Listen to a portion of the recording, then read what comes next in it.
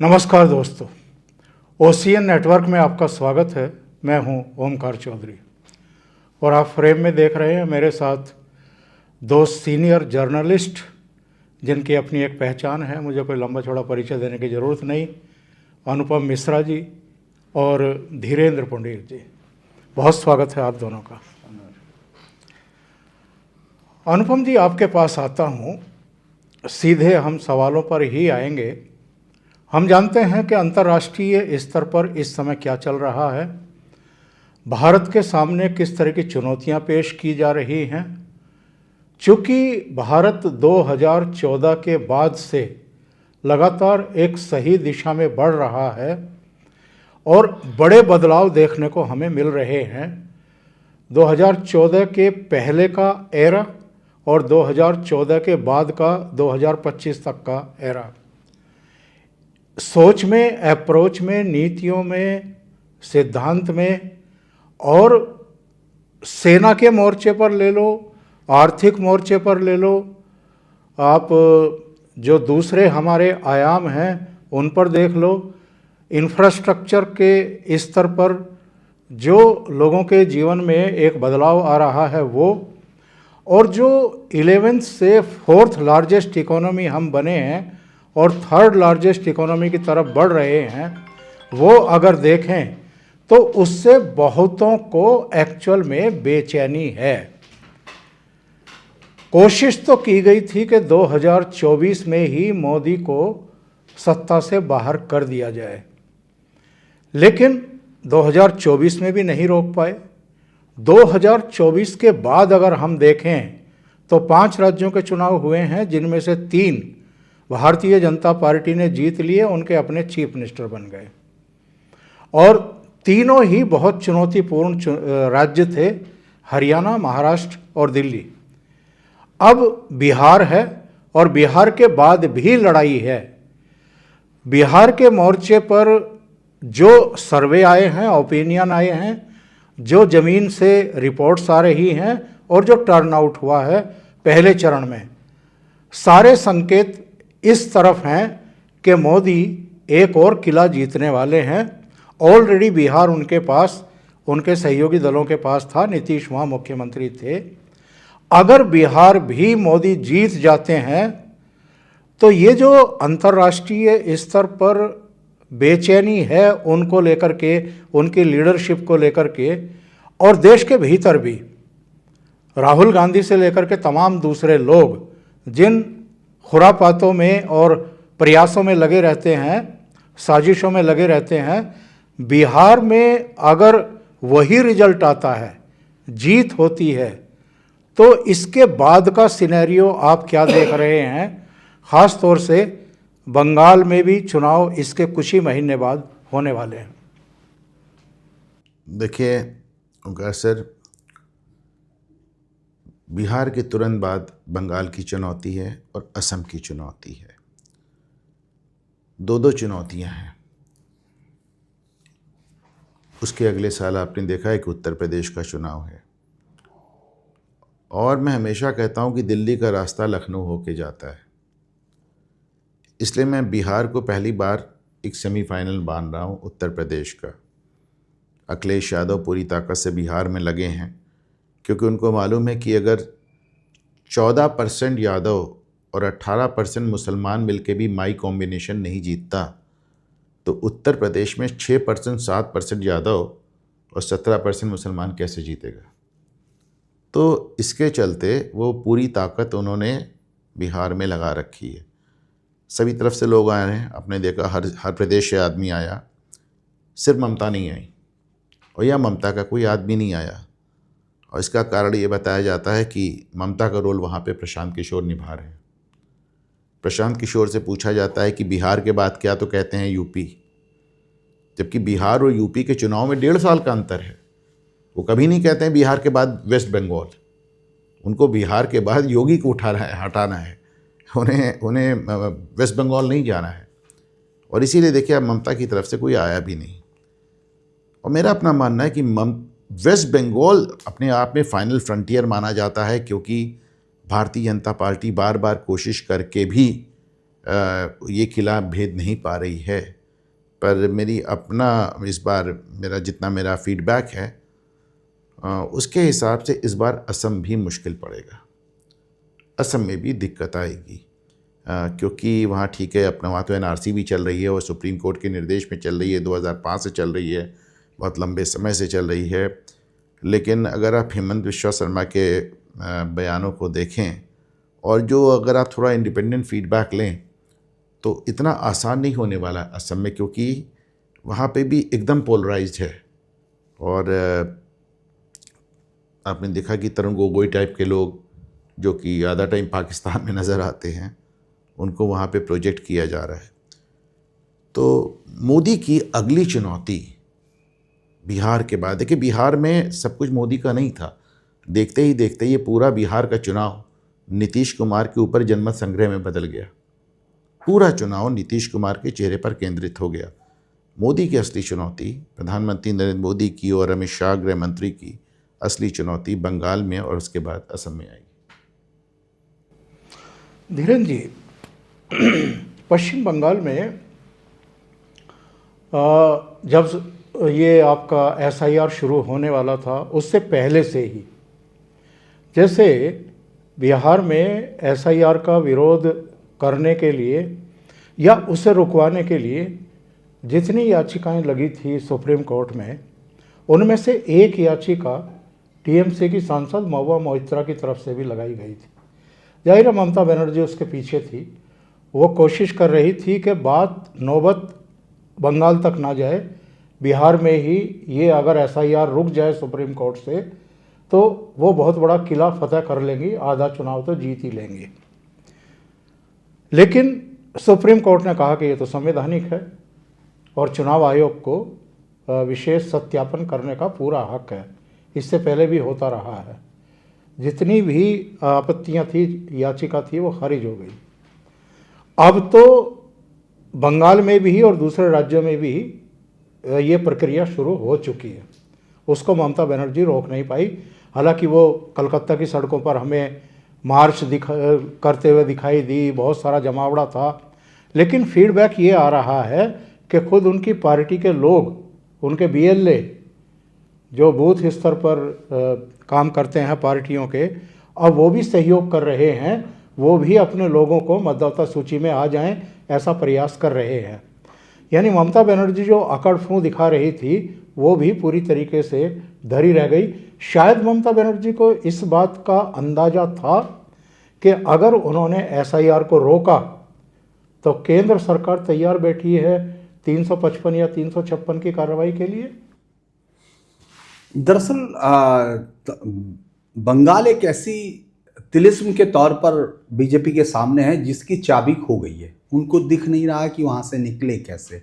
लेकिन ममता बनर्जी मुझे लगता है कि ज़्यादा ग्राउंड बीजेपी के लीडरशिप से ज़्यादा भाप पा रही, क्योंकि आप देखिए बीजेपी वहाँ जितने लोगों को लाई थी वो सब वापस चले गए थे, क्योंकि डर, मजबूरी, उनका सिस्टम। सिर्फ शुभेंदु वहाँ डटे हुए। शुभेंदु को लेकर अलग अलग चीज़ें हो सकती हैं, लेकिन ममता बनर्जी तैयारी पूरी कर रही हैं। अगर आप देखेंगे, आपको याद होगा कि ममता बनर्जी के जो कुछ 2 जिलों में बीएलओस ने क्या किया कि अपने वो शेयर किए जो निर्वाचन अधिकार, और उसमें बहुत सारे नाम जोड़ दिए गए, अपने वो उसके साथ पासवर्ड शेयर किए गए, उस पर उनको बुलाया गया। बाकायदा निर्वाचन आयोग ने उसको बहुत सख्ती से लिया। पिछले महीने की आपको याद होगा वो घटना है। और चीफ सेक्रेटरी को बुलाया गया क्योंकि उनके खिलाफ एक्शन नहीं ले रही थी। वो क्या कर रही है कि एक एक एसआईआर में जितने भी क्लोज होंगे वो एक एक क्लोज पर सुप्रीम कोर्ट आकर लड़ेगी। क्योंकि अगर हम बिहार में घुसपैठियों की बात करते हैं तो बंगाल तो फिर उनके लिए स्वर्ग है। मालदा, मुर्शिदाबाद, वो तमाम जगह पर। और वहां चूंकि हम लोग तो समझ भी नहीं पाएंगे, हम लोग दोनों भाषाओं का जो डायलेक्ट है, मतलब एक ही भाषा का अलग अलग, बांग्ला इधर बोल रहे हैं, बांग्ला उधर बोल रहे हैं, वो लोग तो समझ सकते हैं, लेकिन हमारे लिए तो सब बंगाली दिखेंगे कि भाई ये बंगाल का है, ये शायद बंगाल आदेशी है या बंगाली है। इसीलिए आप देखेंगे ममता बनर्जी इस बात के सहारे जो 31% है, क्योंकि ये दोनों राज्य जिनका जिक्र कर रहे थे आप और अनुपम जी, तो एक में 34%, एक में 31%। तो यहाँ सिर्फ ममता बनर्जी उनको बचाना या स्टेट बचाना नहीं है, इस देश के आने वाले समय के फ्यूचर का वहां फैसला होना है। वो लड़ाई सिर्फ बीजेपी की जीत हार की नहीं लड़ाई है, वो बीजेपी के अलावा उस बात की जीत हार की लड़ाई है कि क्या विदेशी ये तय करेंगे कि इस देश की पॉलिसी कैसे बने। क्योंकि आपने संदेश खाली देखा, आपने वो देखा कि उस समय कई सारी चीजें निकल के आई। जैसे ये हुआ कि किस तरह से जो वहां से जो वो आते हैं, घुसपैठी आते हैं, उनका टीएमसी के जो नेता हैं वो उनको ले जाके बाकायदा आधार कार्ड वार्ड सब बनाते हैं। बस तय ये होता है कि आपको टीएमसी को वोट करना है। आप देखिए कालियाचक जैसी घटनाएं कि थाने फूंक दिए गए, किसी की हिम्मत नहीं थी, ये सब वहां स्टेब्लिश हो रहा है। तो ममता बनर्जी ये तो जानती है कि भाई ये चुनौती, अगर ये लोग निकल जाएंगे, अगर यहां 65 लाख निकले तो आप वहां लगाइए कितना अंदाज होगा। क्योंकि वो तो मेन तो बैटल ग्राउंड हिंदुस्तान के डेमोग्राफिक चेंजेस का वहां या आसाम में।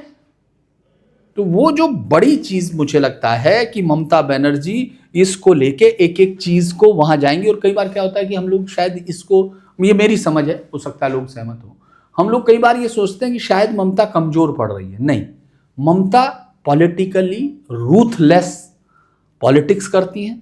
उन्होंने ये लेफ्ट से सीखा। लेफ्ट जिस तरह से लेफ्ट ने एक टॉर्मेंटेड सिस्टम तैयार कर दिया था, एक्सप्लॉयटेशन किया, पूरे सिस्टम को उन्होंने पार्टी काडर में तब्दील कर दिया। मैं जब पहली बार चुनाव कवर करने गया था बंगाल, उस वक्त तो लेफ्ट की पार्टी की सरकार होती थी, मुझे याद है कि हर गली के बाहर एक ऑफिस था और वो तय करता था कि अंदर जो जाने वाले लोग हैं, ये हर गली की बात कर रहा हूं, हर गांव हर गली में, जिसको फिर ममता बनर्जी ने एक और बहुत रिफाइन किया, वो ये तय करता था कि अंदर किसके घर में कार है, क्या है, उससे पार्टी कितना पैसा लेगी। और जो उसका नहीं होता था, उसका खुद ममता बनर्जी ने देखा, उसको बाल पकड़ के वहां से बाहर निकाला विधानसभा में। उसके बाद आपने मिदनापुर में देखा 7 लोग मारे गए थे जब ये मंच टूटा। तो उसने, ममता बनर्जी ने बजाय इसके कि इसका प्रतिकार करके एक सुधारात्मक कार्रवाई की, ममता बनर्जी ने यह समझ लिया कि टेरर उसके लिए फर्टाइल ग्राउंड है। तो अभी भी अगर हमको ये लग रहा कि शायद ममता ये इससे डर से कर रही है, नहीं, ममता ये जानती है वो जीत की स्थिति में है, लेकिन ममता किसी भी तरह का स्पेस नहीं देना चाहती। आप देखेंगे वो कांग्रेस को भी नहीं आने देती, वो वहां उसको भी नहीं आने। सेम ग्राउंड पे मैं ये मानता हूं महुआ मोइत्रा को आगे किया गया, सेम ग्राउंड पे आप देखेंगे ममता बनर्जी एक भी स्पेस देने की कोशिश नहीं करेगी।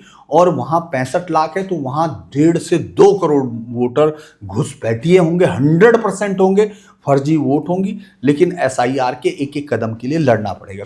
बीजेपी के हमारा और आपका संवाद भी याद है उस वक्त जब हम लोग चुनाव के तुरंत बाद आए, क्योंकि मुझे ये लगा इतने सालों में कवर करने के बाद कि बीजेपी को अपने लोगों के साथ खड़ा होना चाहिए था। उस वक्त पार्टी से ज्यादा मैं सिस्टम की बात कर रहा हूं कि उस वक्त उन लोगों ने जिन्होंने बीजेपी को वोट दिया वो किसी को भी दे सकते थे, लेकिन उनके साथ रेप हुए, उनके कत्ल हुए, उनको घर छोड़ना पड़ा, उनको आसाम में शरण लेनी पड़ी।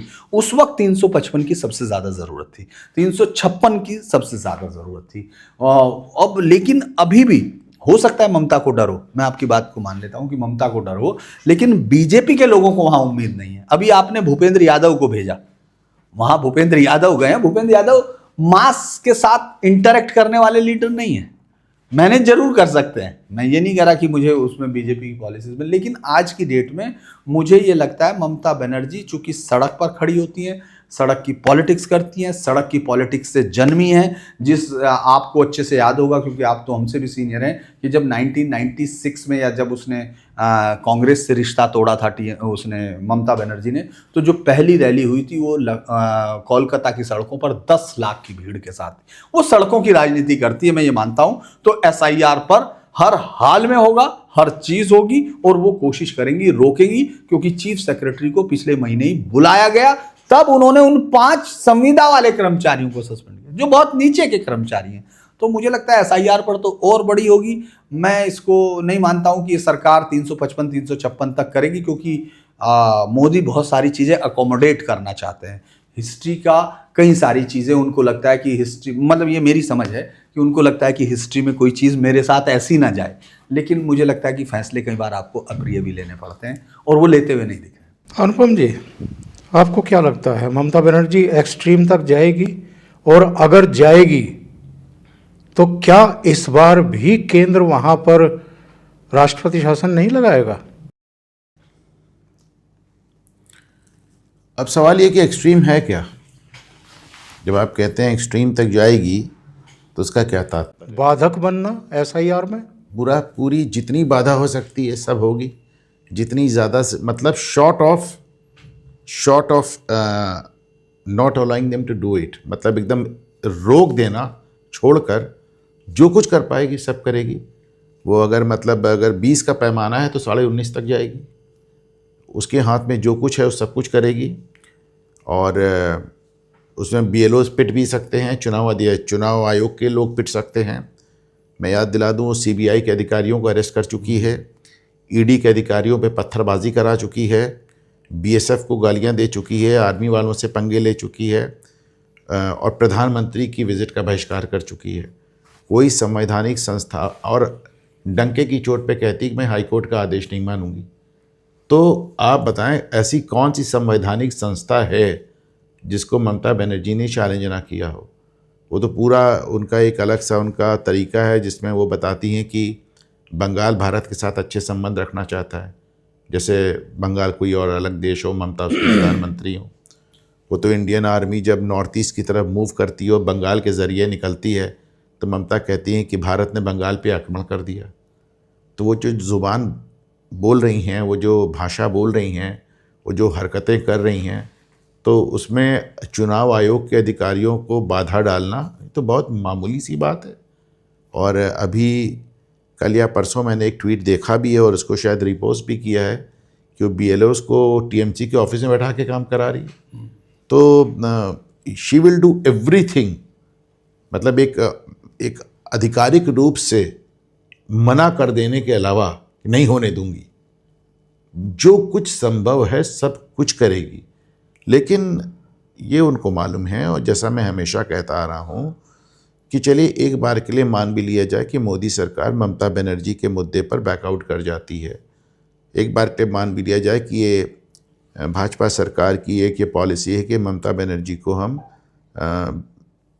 विक्टिम कार्ड नहीं खेलने देंगे, सिंपैथी नहीं पाने, एक बार मान भी लिया जाए। लेकिन तो भी जो SIR पूरे देश में होना है उसको केवल ममता बनर्जी के विम्स पे, ममता बनर्जी के नखरों पर बंगाल के लिए रोका नहीं जा सकता। संभव ही नहीं है ना। और जब संभव नहीं है यानी प्रधानमंत्री भी चाहे तो नहीं रोक सकते। भाई क्या कह के आप रोकेंगे कि हम पूरे देश में SIR करेंगे और बंगाल में ममता नहीं चाहती इसलिए नहीं करेंगे? फिर तो कहीं करने का आपका मुंह ही नहीं बचेगा ना। तो वो तो होना ही होना है। अब ममता को सिर्फ ये तय करना है कि SIR वो कराएंगी कि राष्ट्रपति शासन में होगा। यानी वो अगर एक्सट्रीम तक जाएंगी तो आप कह रहे हैं कि राष्ट्रपति शासन को दावत देंगी? उन्हें वो राष्ट्रपति इतनी मूर्ता वो नहीं करेंगी। उनको मालूम है कि जो चीज़ संभव ही नहीं रुकना वो तो नहीं करेंगी, लेकिन उसके अलावा सब कुछ करेंगी। और उस सब कुछ में मैं फिर से याद दिला दूँ कि उस CBI अधिकारियों को गिरफ्तार करा चुकी हैं, ED के अधिकारियों का सर खुलवा चुकी हैं, पत्थरबाजी करके सर फड़वा चुकी हैं, BSF को गालियाँ दे चुकी हैं और आर्मी को चैलेंज कर चुकी हैं। नहीं, लेकिन मैं यहाँ एक थोड़ा सा अंतर करता हूँ इस बात में कि जो SIR के काम में लगे हुए हैं वो चुनाव आयोग के अपने अधिकारी नहीं होते हैं, तो वो राज्य सरकार के ही अधिकारी होते हैं। मैं तो बताया ना कि वो BLOs को TMC के ऑफिस में बैठा के काम करा रही है। तो राज्य सरकार के जो कर्मचारी हैं जिनको कि चुनाव आयोग एक तरह से लोन पे लेता है, तो वो उनके काम में जितनी बाधा पहुंचा पाएगी करेगी। भाई उनके ऊपर वो अटैक नहीं करेगी क्योंकि वो उसके अपने कर्मचारी, उन पे अटैक तो नहीं करेगी, लेकिन वो उनको मुक्त होकर काम भी नहीं करने, मतलब जितना उसके बस में है, जो कुछ ह्यूमनली, जो कुछ मानवीय रूप से संभव है ममता बनर्जी सब कुछ करेंगी। आप बिहार से इसको इसलिए मत कंपेयर करें क्योंकि बिहार में NDA की सरकार थी और बंगाल में ममता की सरकार है। अब आते हैं जरा इससे अगले सवाल पर। वो ये धीरेन्द्र जी, बिहार का नतीजा अगर वही आता है जो इस समय जेरे बहस है, चर्चा के बीच में है, कि साहब संकेत ये मिल रहे हैं कि सरकार फिर नीतीश की आ रही है या NDA या नरेंद्र मोदी की ही आ रही है, इन्हीं को जनादेश मिल रहा है, तो क्या राहुल गांधी खामोश बैठेंगे या लालू यादव का कुनबा खामोश बैठेगा? क्योंकि जिस तरह की ये पेशबंदी करते आ रहे हैं, जिस तरह की बयानबाजी हो रही है वोट चोरी को लेकर के, तमाम दूसरी चीज़ों को लेकर के, उससे क्या हमें ये संदेश नहीं मिल रहा है कि जैसे ही नतीजा आएगा उसके बाद ये अराजकता फैलाने की कोशिश करेंगे, बिहार में भी और बिहार के बाहर भी? देखिए, एक सवाल इस देश को अब तय करना है। मैं भी ये मानता हूँ कि अपोजिशंस और सब चीज़ें बहुत ज़रूरी हैं किसी भी डेमोक्रेटिक सिस्टम के लिए, सबसे ज़्यादा ज़रूरी है। लेकिन इस देश में ममता बनर्जी, चूँकि मुझे लगता है ये बहुत ही गंभीर उसकी चीज़ है, जिसमें लगता है ममता बनर्जी हैं, स्टालिन हैं और तमाम लोग इस तरह के लोग हैं जिनको ये धमकी देने में अब उनको कोई गुरेज नहीं रहा कि आप इसको, यहाँ भारत सरकार ये नहीं करेगी, वो नहीं करेगी, कई चीज़ें दे चुके हम लोग।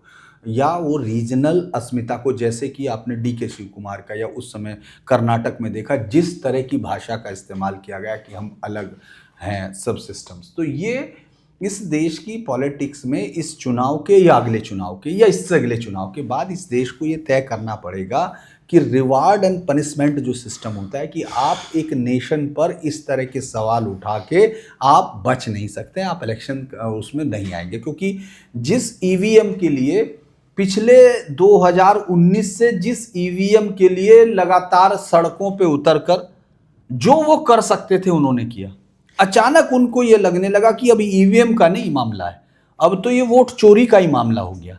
और वो वोट चोरी का मामला इतना हास्यास्पद है कि जिस आदमी ने भी जिंदगी में प्रधानी का चुनाव लड़ा होगा, विधायक और उसका तो छोड़ दीजिए, वैसे प्रधानी का चुनाव सबसे टफ माना जाता है क्योंकि वो हर एक आदमी एक दूसरे को जानता है, लेकिन इसके बावजूद जिसने भी वो चुनाव लड़ा है वो जानता है कि जिस तरह के ये आरोप लगा रहे हैं उसका कोई अर्थ ही नहीं है।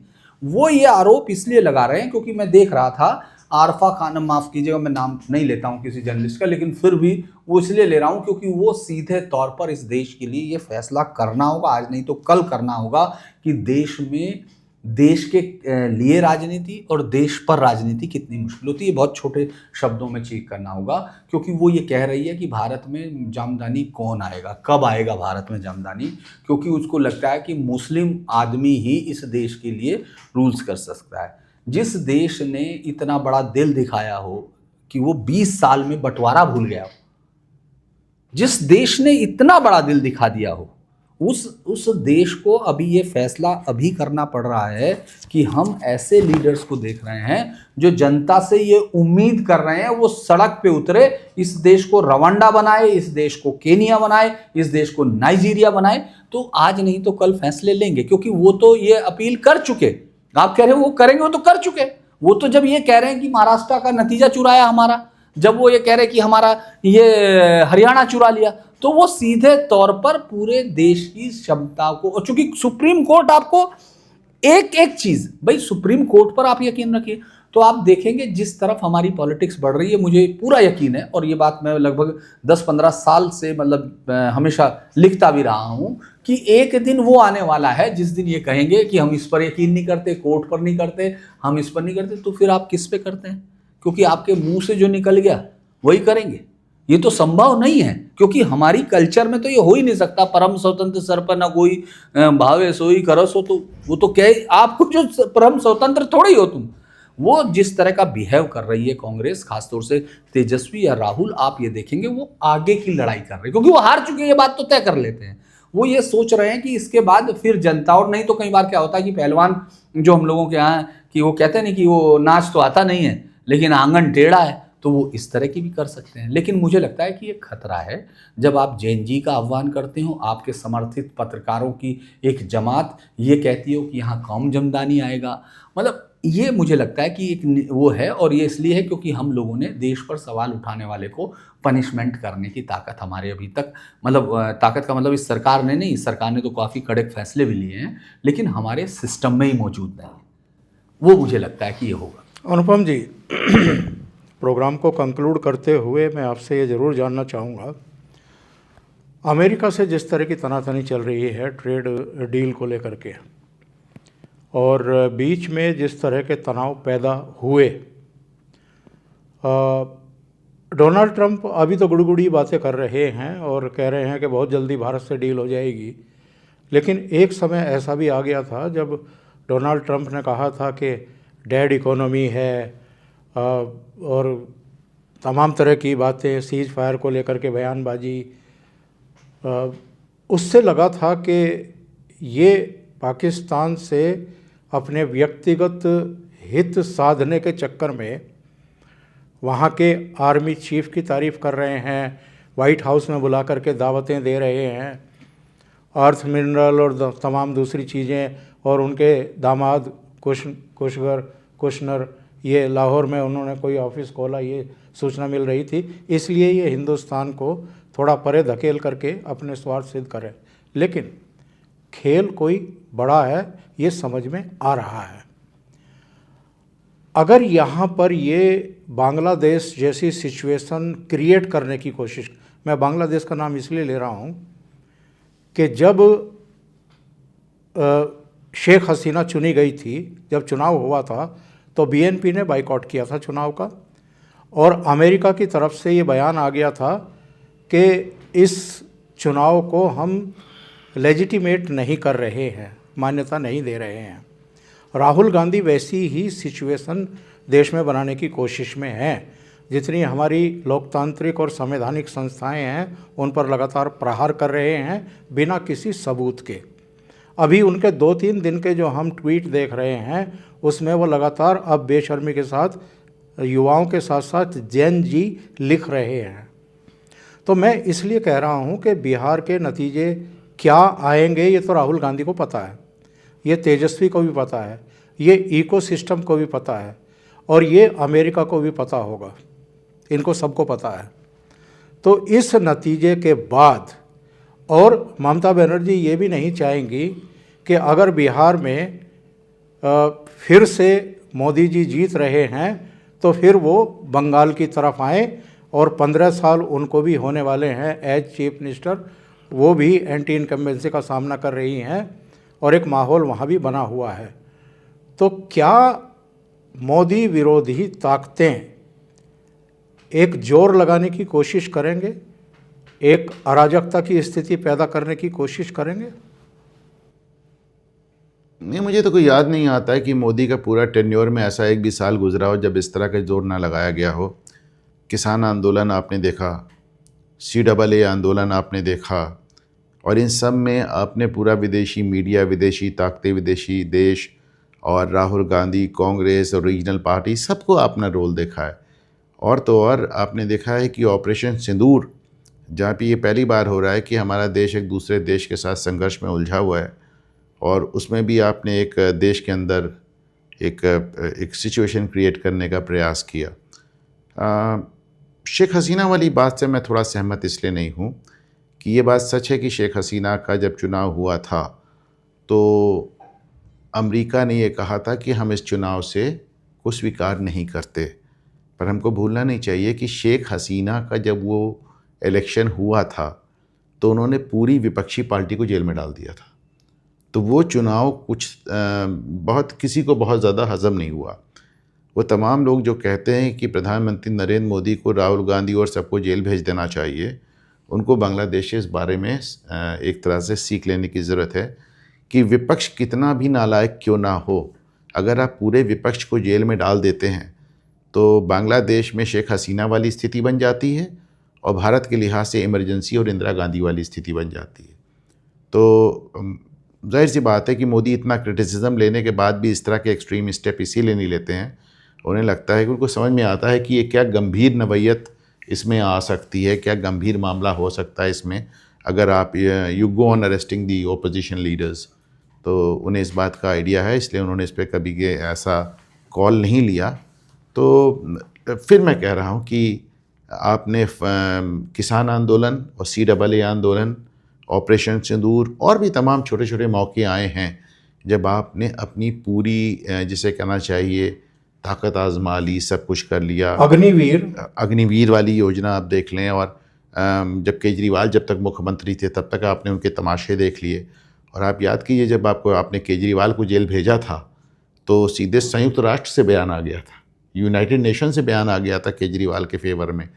तो ये एक दुर्भाग्य है कि आप पूरी दुनिया को नज़रअंदाज नहीं कर सकते, लेकिन ये भी सच है कि अगर कर भी देते हैं तो वी आर नो बांग्लादेश। हम बांग्लादेश नहीं हैं, हम पाकिस्तान नहीं हैं, हम नेपाल नहीं हैं, हम चीन तक नहीं हैं।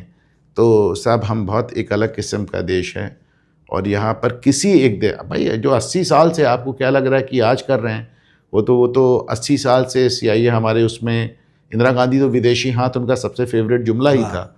लेकिन मुझे नहीं लगता है कि एक लिमिट के आगे कोई भी देश या कोई भी देशों का समूह या कोई भी मीडिया ताकत भारत में अस्थिरता पैदा कर सकती। कुल मिलाकर के हम ये कह सकते हैं इस चर्चा के बाद और दोनों विद्वानों के विचार जानने के बाद कि ऐसा नहीं है कि 2014 के बाद से प्रधानमंत्री नरेंद्र मोदी की राह में कांटे ना बोए गए हों या उनकी परीक्षाएं ना ली गई हों या उन्होंने जब जब अलग अलग क्षेत्रों में सुधार के लिए कड़े स्टेप लिए हैं तब उनको बदनाम करने की कोशिश ना की गई हो। पार्लियामेंट को बाधित करने से लेकर के और पार्लियामेंट के बाहर भी तमाशे ना किए गए हों। यहाँ तक कि CAA के मौके पर शाहीन बाग और दिल्ली दंगे से लेकर के तमाम आगजनी और दूसरी चीज़ें करने की कोशिश की गई थी, लेकिन उन्होंने उसको बहुत समझदारी के साथ टैकल भी किया है। और इस बार कम से कम मैं व्यक्तिगत तौर पर ये कह सकता हूँ कि ये लोग शांति से बिहार के नतीजे को नहीं पचाएंगे, कुछ ना कुछ उद्दंडता, अराजकता पैदा करने की कोशिश करेंगे। लेकिन ये एक उम्मीद भी है कि चूँकि नेतृत्व मोदी जी के हाथ में है और एक गृह मंत्री के तौर पर एक प्रामाणिक नेतृत्व अमित शाह का, डिफेंस मिनिस्टर के तौर पर हमारे राजनाथ सिंह का, और विदेश मंत्री के तौर पर हमने पहलगाम के बाद भी देखा था कि हमारे विदेश मंत्री ने कितने देशों के साथ टॉक्स की थी, बातचीत की थी, उनको विश्वास में लिया था। खुद प्रधानमंत्री ने भी बहुत सारे राष्ट्र प्रमुखों को विश्वास में लिया था। तो बहुत कुशलता के साथ, बहुत समझदारी के साथ ये फैसले लेते हैं। उम्मीद करनी चाहिए कि एक लोकतांत्रिक देश है, एक लोकतांत्रिक प्रक्रिया और प्रणाली के तहत अगर चुनाव हो रहे हैं तो विपक्ष को समझदारी के साथ उसको एक्सेप्ट करना चाहिए, नतीजा जो भी आए। खिलाफ आता है तो मोदी सरकार को, उनके NDA सहयोगियों को उसको एक्सेप्ट करना चाहिए।